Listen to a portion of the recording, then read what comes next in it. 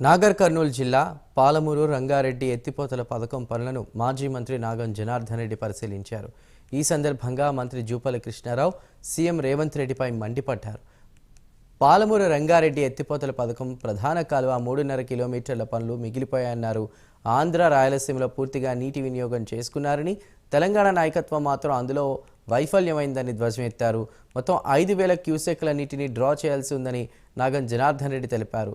3,200 క్యూసెక్ల నీటికే కాల్వల design చేశారని నాగం జనార్దన్ రెడ్డి అన్నారు. మిగిలిన కాల్వ పనులు త్వరగా పూర్తి చేయకపోతే ముఖ్యమంత్రి రేవంత్ రెడ్డిని ప్రజలు క్షమించరని మండిపడ్డారు. ఈ యొక్క ఏదైతే కాలువ మీద నిలబడి ఉన్నామో ఇది ప్రధాన కాలువ.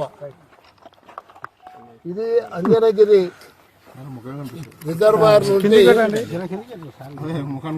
ఇది ఏర్ల రిజర్వాయర్, తర్వాత ఒట్టెం రిజర్వాయర్, వెంకటాద్రి రిజర్వాయర్, తర్వాత కరవేణ రిజర్వాయర్, ఈ మూడు అన్నిటిని నింపుకుంటూ పోతుంది.